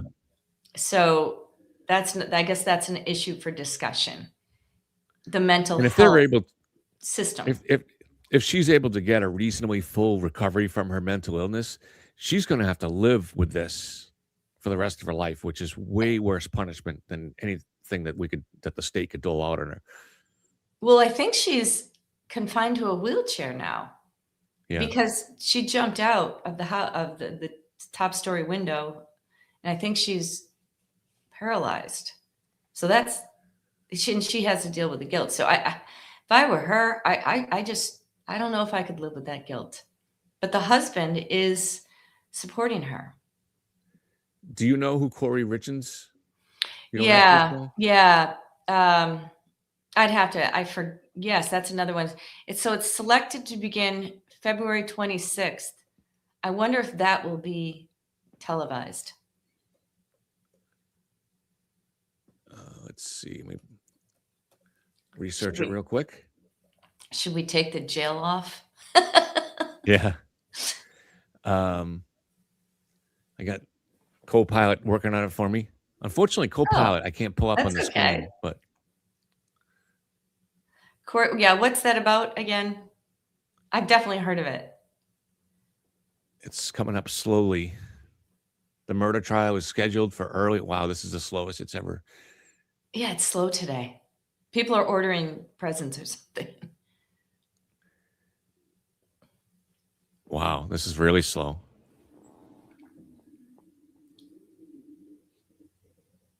I don't know if it's my internet or just the Copilot is slow. Well, mine was slow today. My email, I couldn't jump on the StreamYard link. My email wouldn't go, which is so weird. Yeah. And so I don't know. Well, these AIs are running, they're getting overwhelmed and they don't have the compute ability. They're trying to rapidly get up these data centers so they can do it, but there could be a problem on their end. All right. She remains in Summit County Jail after repeated denials of bail. The case has been delayed multiple times due to defense attempts to move the trial out of Summit County because of media saturation. Okay. Appeals to the Utah Supreme Court. So it's in Utah. Okay. Yeah. Okay. Aggravated murder and the fentanyl poisoning of her husband. Ooh, that's right. You know what? That'll be good. Alleged earlier attempted poisoning. Okay. Wow. Yeah. I enjoy covering the trials. Wow, look at the mess. That's in the prison again. What a Yeah. mess. Oh gosh. Giving me the chills. Mortgage fraud, money laundering, forgery, and other financial crimes. So I wonder if her motive was financial. Yeah, we'll have to check it out. Looks like it.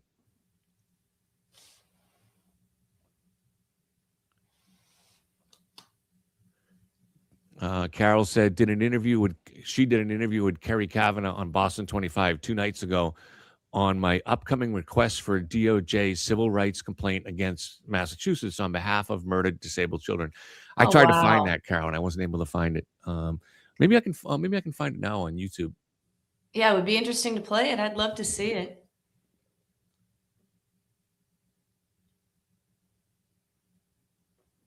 Carol, you're doing wonderful work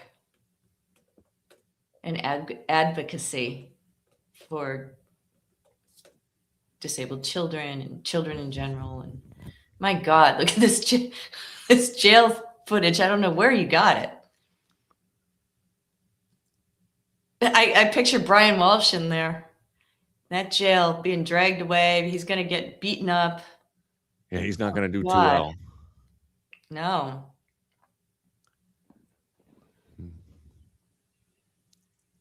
There's a bunch of stories that come up with Carol where she's done interviews, but I haven't found the one yet from Fox 25.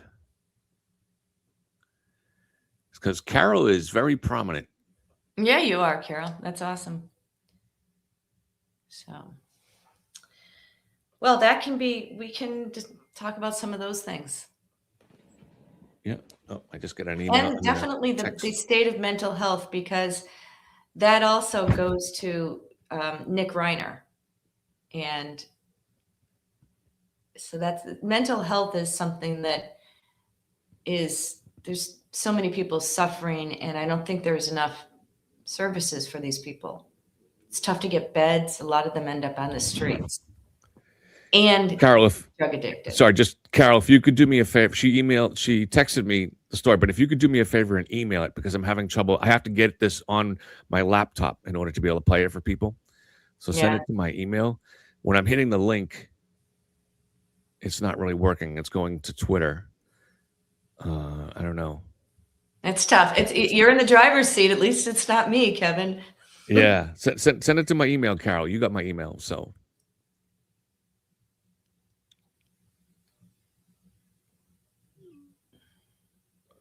EITSKEV@gmail.com.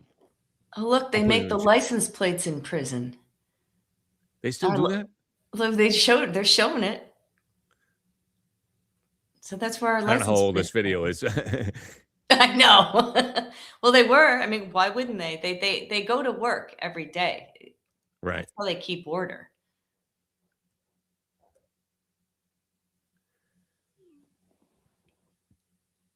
Carol, I put it up on the screen, but it's in chat if you want to see it there too. But it's Leitskev, LEITSKEV @gmail.com.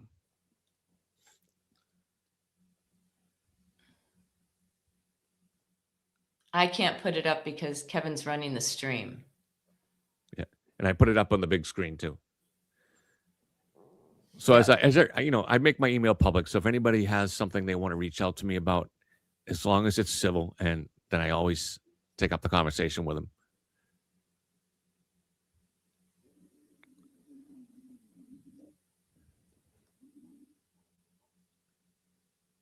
Did you find it?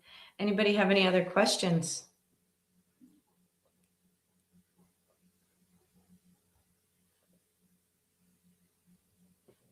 I'm just waiting for Carol to email it. Yeah, and then I'll put it up right away. So tell us more about anybody who missed tell us more about your AI interview for anybody that missed it. Kevin. My AI, for the guy so I interviewed somebody this past Saturday who is a scientist, a PhD scientist at MIT, working with a group that they design open use software, open source software, meaning that it's free for research companies, drug companies, anyone to use. Their software is used to design proteins at the molecular level that are used for drug development. And so there was a really good interview with him. And Oh yeah. we're going to reach it may be 10 or 15 years down the road, but eventually we're going to reach a point where when you have a disease, a serious disease, anything, you're going to go into the doctor's office and they're going to take a biopsy of it and they'll find out exactly what your disease is. And they will design a protein and a drug cocktail that is specific for you. And so that means there'll be no side effects or very minimal side effects. But right now it's already useful. They'll be able to design drugs that are specific to a particular cancer type, for instance. Mm-hmm. So like, for instance, in my case, a subset of lung cancer. So Right. this stuff is going to be extreme. AI has some nightmare scenarios. I don't know. Do you feel worried about the nightmare scenarios, Margaret? Taking everybody's jobs or robots taking over the world? I never really did. I thought that was all science fiction, but now, as we're getting closer, maybe it's possible. I don't know. I get a little worried about that stuff. But I'm not worried every day, but I think about it, every once in a while. Gee, how are we going to get to the point where it becomes dangerous? I don't know. And I think the biggest immediate worry is if it takes a large percentage of people's jobs, Well, that's absolutely. The job market is tough right now for kids getting out of college because of it. Right. All right. Let me bring this up on the screen. Okay.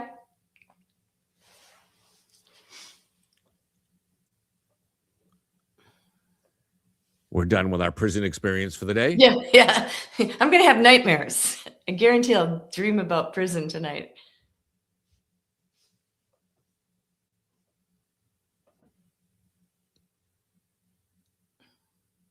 Steps left a young girl in a home with her father, who's now indicted for her murder.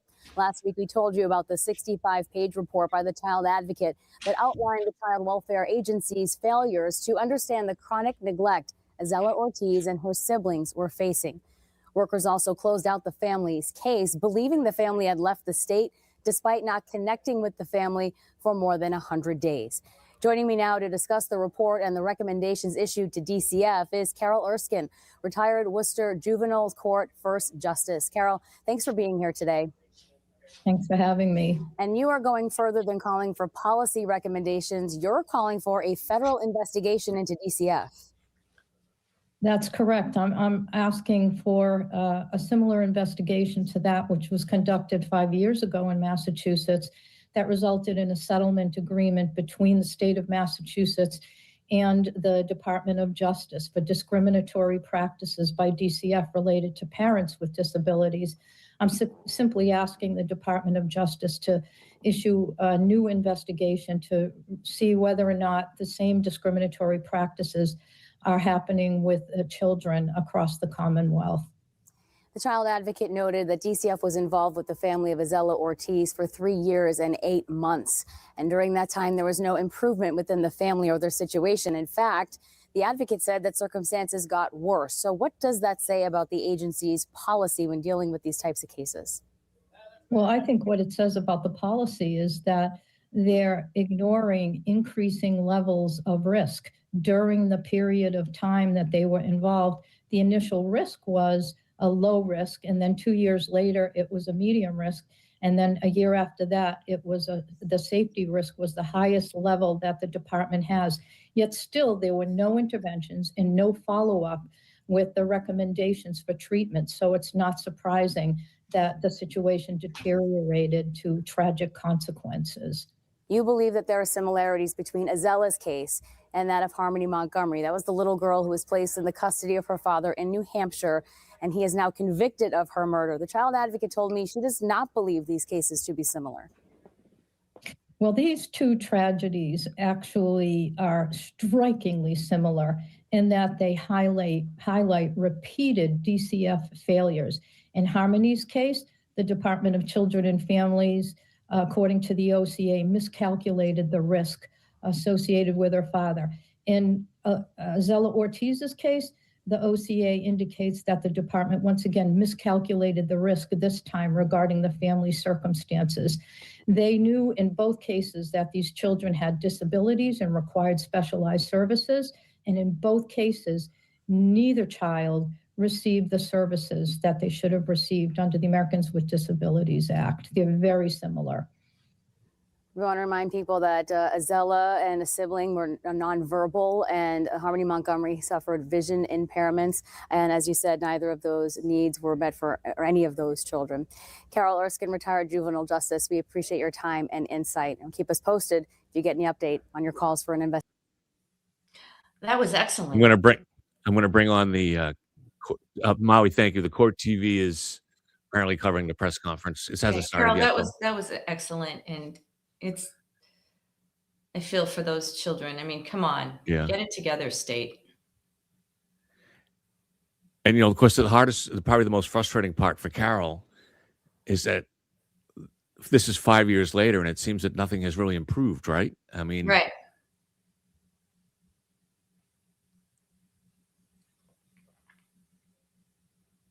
Looks like they're coming out now for the press conference. They're so vulnerable, those children. Yeah. Well, maybe they're just leaving.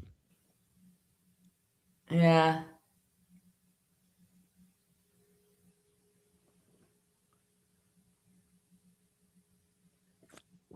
They do have microphones set up there. Okay. But I'm not sure if that's an indication that they're going to be used. And they had a press conference the other day after the guilty verdict. They did. They did.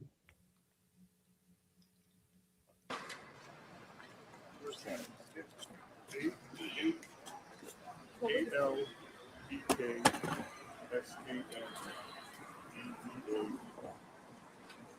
last name is D-I-M-I-T-R-I-J-E-B-C.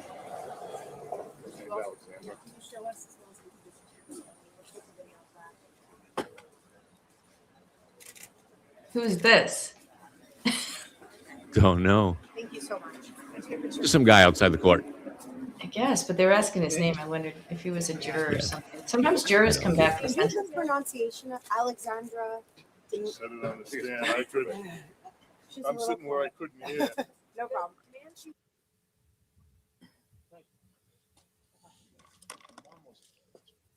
Our guy Court Dog was there. I wonder if he's still around. Thank you.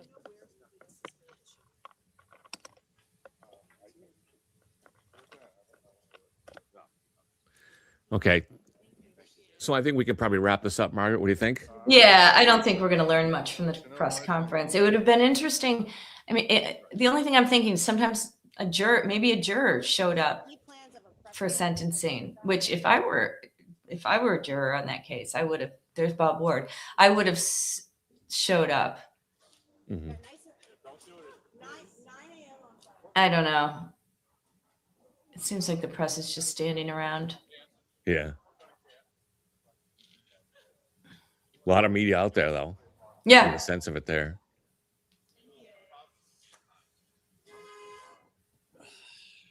This courthouse has gone through a lot of media.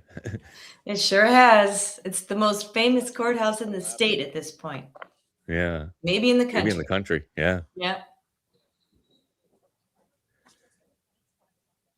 So we'll wrap it up, and Okay. hopefully in the next week, we'll figure out when Carol wants to come on. Yeah. And then we'll try to get Judge Jack Lou. on too. Jack was, for me, like one of the main reasons to watch NBC 10. He was very. I know. Jack was great on that. Cool. I was on with him once. Yeah. So. Okay. All right, Well, Margaret, you, thank you very much for everybody. being here. So It's a Yeah. Crime with Margaret McLean, and this is Yellow Cottage Tales. Please, if you're from either audience, reach out and give us a subscribe. We're working hard for that. It doesn't Yeah. cost you anything to subscribe. Yeah, I'm almost at 1,000. So. You're going to get there. Yeah, like 12 away, something like that. Right. Seriously. All right. Have a good day, everybody. Stay warm. All right. Thank you.